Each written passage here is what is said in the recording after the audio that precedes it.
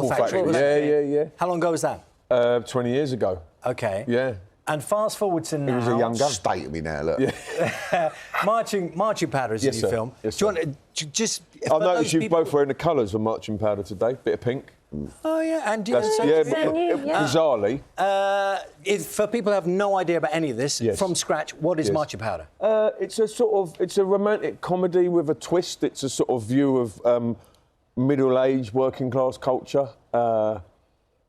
It's about a sort of reprobate, which I think is quite common. It's about a man in his mid-40s who can't grow up, and he gets given a starting gun by the courts to sort of try and liven himself up. So, he goes on a journey to sort of see if his freedom is worth saving. What else would you say about it, baby? Well, it is a love story, ultimately, and it is about addiction as well. And a man stuck in a cycle, and he wants to break it, but he doesn't know how. He hasn't got the tools to do it. But he loves his wife so much, and he's not around enough for his son, and he realises the damage he's doing to his son. So really, we're taking on a lot of heavy subjects, but doing it in a light-hearted way, which is a better way to get to people, because if it gets too heavy, people don't want to listen. And, young men, masculinity, we need mentors. We need people to look up to. Your character, Danny, is in love with a lot of things. I mean, he says the love story. He's in love with a lot of things, including violence. Well, that's true, isn't it? He loves violence. Yeah. Is that fair? Well, I think it's a part of his way of life. I'm not sure if he loves it or not. I don't think he loves it. No, he's got a bit of fear around it, but obviously, he's got some issues with drugs, yes. And he says that quite often. He's got a big relationship. I mean, I think that, underneath the comedy, there are some quite sort of serious sort of social issues in the film. And, but I've always made films that I wouldn't say they're light-hearted, but they are more comedic than they are heavy. Because my attitude is, I don't think I want to sit there for an hour and a half and get them beaten around the head about addiction or men that can't grow up. And I think the best way to access wider audiences is to do it in a sort of in a sort of humorous sort of way. Well, I think people don't like to be preached to. Slightly, and you know what? We've always said, really, what our MO is, we don't claim to be sort of any amazing filmmakers, but me and Danny have always said that we're interested in making non-patronising entertainment for working classes. That's all I'm interested in. Shall we see some of that? Go for it, babe. She hates you. Interesting story there in terms of strong women. Also, in terms of the family, why is your son in it?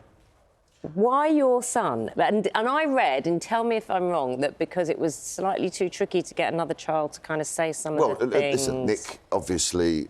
I was doing the film, very excited to start, and I was a bit intrigued who was going to play JJ. He's an integral part of this film. Who plays your son? And the character has to swear a little bit and say some lines that are slightly naughty, but again, there's a point to it, because it's obviously his father's behaviour is the way he's acting the way. But you called me and just said, look, we can't find the kid. Well, I'll tell you what it was, is that the casting director, who's a brilliant lady, she basically said, there is absolutely no way that you will find... We can't go to an agency with this script and try and get a kid to do this, but I don't know what you're going to do, Nick, but there's no way on earth that we're going to get a sort of young child actor to do this. So you're either going to cut the part or you've got to find a smart way of doing it.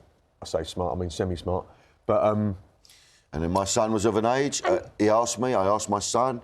My son said to me, will I get time off school? I said yes.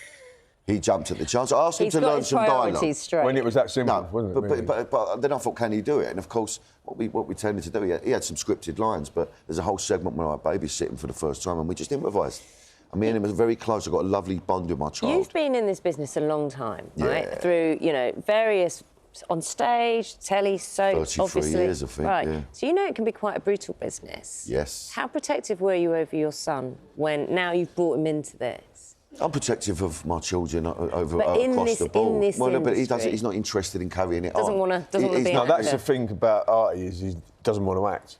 And that's what made him good to do it, is he didn't care where he was. No, he didn't. He got to come and work with his dad. He loves aeroplanes, engineering. He's got an incredible brain. So I don't think... Look, I'll be straight with you. I'd rather keep him out of it. Of course, I understand what fame can do, especially to children. And we see it a lot through history. You make these very young actors famous and give them lots of money. They usually end up in rehab when they're older.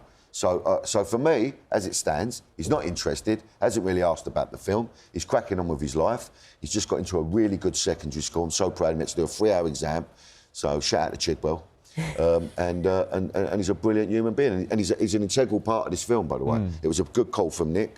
And I couldn't have done that with any other child. You know, we've got a special bond, a lot of improvising, and I think it will touch a lot of men out there who have probably took their eye off the ball and who need to be more, you know, engaging with their children. I like the way Nick calls you babe. Well, we do. We're two straight men who are banging love.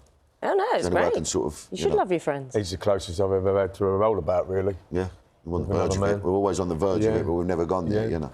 It's been lovely seeing you both here this morning. Thank you very much. Good way to wrap it up. Probably a good time to get us off the air. You are naughty. Just, you were so well behaved up until... We've done well. Yeah, Come on. Well done. Early. Nick Love, Danny Dyer, thank you. You can see Marching Powder. It's in the cinemas from tomorrow.